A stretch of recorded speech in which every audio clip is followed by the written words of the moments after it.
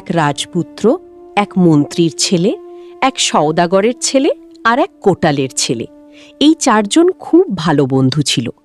তবে তারা কোনো কাজ করত না, সারাদিন শুধু ঘোড়ায় চড়ে ঘুরে বেড়াত। রাজা, মন্ত্রী, সওদাগর ও কোটাল এতে খুব বিরক্ত হয়ে উঠলেন। একদিন তারা ছেলেদের মায়েদের বলে দিলেন, ছেলেরা খেতে এলে ভাতের বদলে ছাই দিয়ে দিও। মন্ত্রীর স্ত্রী, সওদাগরের স্ত্রী ও কোটালের স্ত্রী চোখের জল চেপে ছাই দিয়ে দিলেন, কিন্তু রানী পারলেন না। তিনি সুন্দর করে পরমান্ন সাজিয়ে থালার এক কোণে সামান্য ছাইয়ের গুঁড়ো রেখে ছেলেকে খেতে দিলেন। রাজপুত্র জিজ্ঞাসা করলেন, মা, থালায় ছাইয়ের গুঁড়ো কেন? রানী বললেন, কিছু না বাবা, অমনি পড়ে গেছে। কিন্তু রাজপুত্রের মন মানল না। তিনি বললেন, না মা, না বললে আমি খাবো না। শেষে রানী সব কথা খুলে বললেন। শুনে রাজপুত্র মায়ের পায়ে প্রণাম করে উঠে পড়লেন। তারপর চার বন্ধু যেখানে প্রতিদিন একসাথে মিলত, সেখানে এসে রাজপুত্র জিজ্ঞাসা করলেন, আজকে কে কেমন খেয়েছিস? সবাই মুখ চাওয়াচাওয়ি করতে লাগল।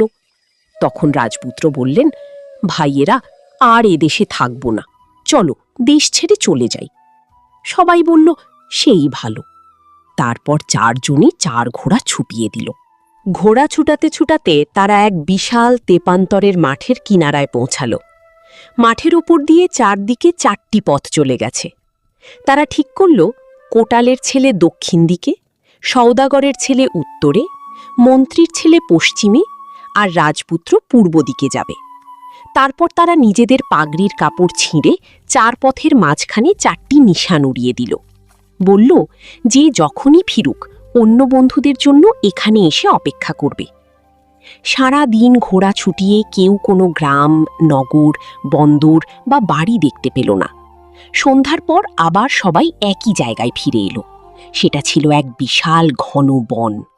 রাজপুত্র বললেন, দেখো, আমরা নিশ্চয়ই রাক্ষসের মায়ায় পড়েছি, সাবধানে রাত জাগতে হবে। কিন্তু খুব খিদে পেয়েছে, দেখো কোথাও কিছু খাবার পাওয়া যায় কিনা। বনে কোনো ফল বা জন্তু দেখা গেল না, শুধু পাথর, কাঁকড় আর বড় বড় গাছ। হঠাৎ তারা একটু দূরে একটা হরিণের মাথা পড়ে থাকতে দেখল। সবাই খুব খুশি হল। কিন্তু এই মাংস খেতে হলে অনেক কিছুর প্রয়োজন, তাই কোটালের ছেলে কাঠ কুড়াতে গেল, সওদাগরের ছেলে জল আনতে গেল, মন্ত্রীর ছেলে আগুন জ্বালানোর চেষ্টায় গেল। রাজপুত্র একটা গাছের গোড়ায় মাথা রেখে শুয়ে পড়লেন। আস্তে আস্তে রাজপুত্র ঘুমিয়েই পড়লেন। তারপর কাঠ নিয়ে এসে কোটালের ছেলে দেখল অন্যরা এখনো আসেনি, তাই সে হরিণের মাথাটা কাটতে গেল। তরোয়াল ছোঁয়াতেই হরিণের মাথার ভিতর থেকে এক ভয়ঙ্কর রাক্ষসী বেরিয়ে এসে কোটালের ছেলে ও তার ঘোড়াকে খেয়ে ফেলল। তারপর আবার হরিণের মাথা হয়ে পড়ে রইল। জল নিয়ে এসে সওদাগরের ছেলে দেখল কাঠ আছে কিন্তু বন্ধু নেই। সেও হরিণের মাথা কাটতে গেল, সেও তার ঘোড়া সহ রাক্ষসীর পেটে চলে গেল। মন্ত্রীর ছেলে এসে দেখল জল ও কাঠ আছে কিন্তু বন্ধুরা নেই, তাই সেও মাংস বানাতে গেল। হঠাৎ চিৎকার করে উঠল, বাঁচাও বাঁচাও, বন্ধুরা কোথায় তোমরা? জন্মের মতো চলে গেলাম। রাজপুত্র ধর্মর করে উঠে দেখলেন রাক্ষসী মন্ত্রীর ছেলে ও তার ঘোড়াকে খাচ্ছে। তারপর রাক্ষসী রাজপুত্রের ঘোড়ার দিকে ছুটল। রাজপুত্র তলোয়াল বের করে দাঁড়ালেন। তার পক্ষীরাজ ঘোড়া চিৎকার করে বলল, রাজপুত্র পালাও, আর রক্ষা নেই। কিন্তু রাজপুত্র বললেন, আমার বন্ধুদের খেয়েছেও, আমি রাক্ষসীকে মারবই। তারপর তিনি তরোয়াল তুললেন, কিন্তু চোখ অন্ধকার হয়ে গেল, হাত অবশ হয়ে গেল। রাক্ষসীও এই সুযোগে তাড়া করল।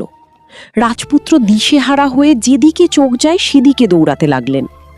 রাজপুত্র এক রাজ্য থেকে আরেক রাজ্যে ছুটলেন, কিন্তু রাক্ষসী পিছু ছাড়ল না। শেষে একটা আম গাছ দেখে বললেন, হে আম গাছ, যদি তুমি সত্যিকারের বৃক্ষ হও তাহলে রাক্ষসীর হাত থেকে আমাকে রক্ষা করো। আম গাছ দুফাঁক হয়ে গেল। রাজপুত্র ভিতরে ঢুকে হাঁফ ছাড়লেন। তারপর রাক্ষসী এসে গাছকে অনেক অনুনয় বিনয় করল, ভয় দেখালো, কিন্তু গাছ কিছুতেই শুনল না। তখন রাক্ষসী মনের দুঃখে এক অপূর্ব সুন্দরী মেয়ের রূপ ধরে গাছের নিচে বসে কাঁদতে লাগল। সে সময় সেই দেশের রাজা বনে শিকার করতে এসে মেয়েটিকে দেখে নিয়ে গেলেন এবং বিয়ে করলেন। কিন্তু রানী হয়ে রাক্ষসী ভাবল কিভাবে সেই রাজপুত্রকে খাই। সে 7 দিনের বাসি পান্তা আর 14 দিনের বাসি তেঁতুলের অম্বল খেয়ে অসুস্থ হয়ে পড়ল। বিছানার নিচে শোলা কাঠি পেতে রেখে সে বিছানায় শুয়ে কাতরাতে লাগল এবং চোখের তারা কপালে তুলে এপাশ ওপাশ করতে লাগল। তার শুধু এক চিন্তাই, 3 বন্ধুকে খেয়েছে, কিন্তু বেঁচে যাওয়া রাজপুত্রকে কিভাবে সে খাবে। তারপর রাজা এসে জিজ্ঞাসা করলেন, কি হয়েছে রানী? রানী কষ্টে বলল, আমার হাড় মুড়মুড়ির ব্যারাম হয়েছে। রাজা অনেক ওষুধ চিকিৎসা করালেন, কিন্তু কিছুতেই সারল না। শেষে রানী বলল, ওষুধে হবে না, বনের সেই আম গাছ কেটে তার তক্তার ধোঁয়া দিলে আমার অসুখ সারবে। রাজার আদেশে হাজার হাজার কামলা গিয়ে আম গাছ কাটতে শুরু করল। গাছের ভিতরে থাকা রাজপুত্র বললেন, হে বৃক্ষ, যদি তুমি সত্যিকারের বৃক্ষ হও তাহলে আমাকে একটা আম করে ওই পুকুরের জলে ফেলে দাও। অমনি একটা আম টুপ করে পুকুরে পড়ল। একটা রাঘব বোয়াল সেটা গিলে ফেলল। কামরারা গাছ কেটে ধোঁয়া দিল, কিন্তু রানীর অসুখ সারল না। রানী বলল, পুকুরের সেই রাঘব বোয়ালের পেটে একটা আম আছে, সেই আম খেলে আমার অসুখ সারবে। জেলেরা সব জাল ফেলে বোয়াল ধরল। বোয়ালের পেটে আম, আমের ভিতর রাজপুত্র। বললেন, হে বোয়াল, যদি তুমি সত্যিকারের বোয়াল হও তাহলে আমাকে একটা শামুক করে ফেলে দাও। বোয়াল তাই করল, একটা শামুক করে বাইরে ছেড়ে দিল। তাই জেলেরা পেট চিরেও কিছুই পেল না। কিছুক্ষণ পরে এক গৃহস্থের বউ নাইতে গিয়ে শামুকটি পায়ে ঠেকল। সে শামুক তুলে আছাড় দিয়ে ভাঙতেই ভিতর থেকে রাজপুত্র বেরিয়ে এলেন।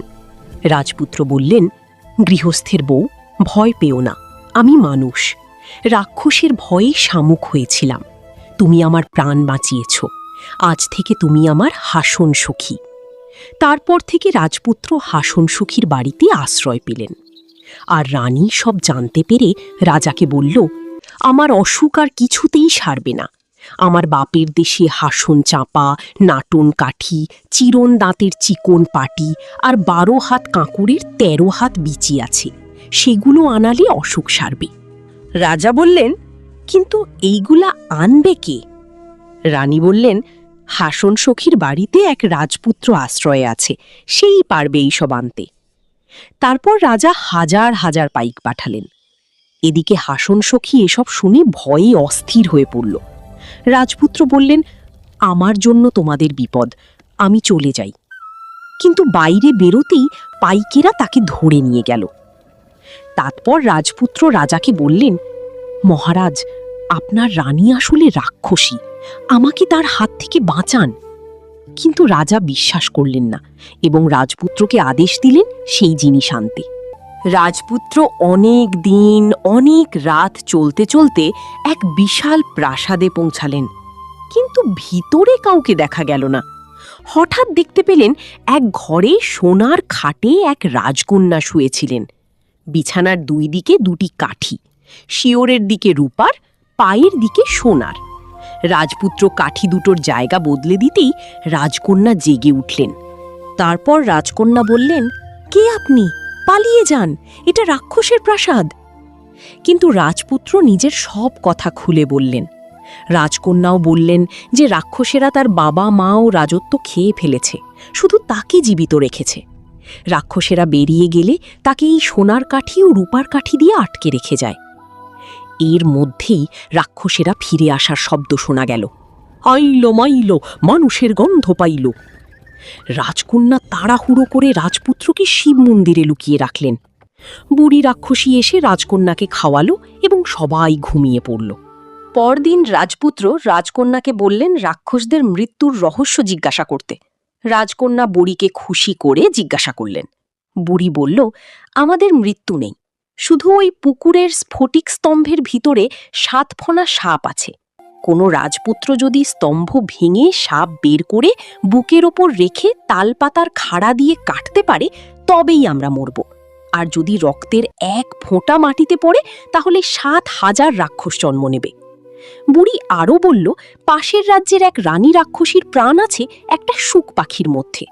পরদিন রাক্ষসেরা বেরিয়ে গেলে রাজপুত্র তালগাছে উঠে তালপাতার খাড়া নিলেন, পুকুরে নেমে স্ফটিকস্তম্ভ ভাঙলেন, সাপ বের করে বুকের ওপর রেখে কাটলেন।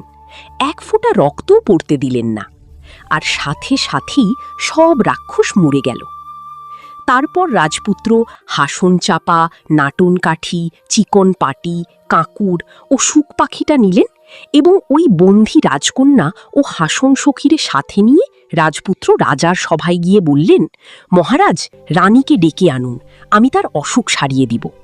তারপর রানী সভায় আসলে রাজপুত্র সাথে সাথেই শুক পাখির গলা ছিঁড়ে দিলেন। রাক্ষসী তার আসল রূপ ধরে চিৎকার করে মরে গেল। সাথে সাথেই রাজপুত্রের বাকি বন্ধুরা ও ঘোড়াগুলো মুক্তি পেল। রাজা তো অবাক। তারপর সে খুশি হয়ে অনেক ধনরত্ন দিতে চাইলেন, কিন্তু রাজপুত্র কিছুই নিলেন না। তিনি রাজকন্যা ও হাসন সখী ও তার বন্ধুদের নিয়ে দেশে ফিরে গেলেন। তো বন্ধুরা, গল্প কেমন লেগেছে কমেন্টে জানাতে ভুলবে না কিন্তু। আর হ্যাঁ, অবশ্যই চ্যানেলটি সাবস্ক্রাইব করে পাশে থাকবেন।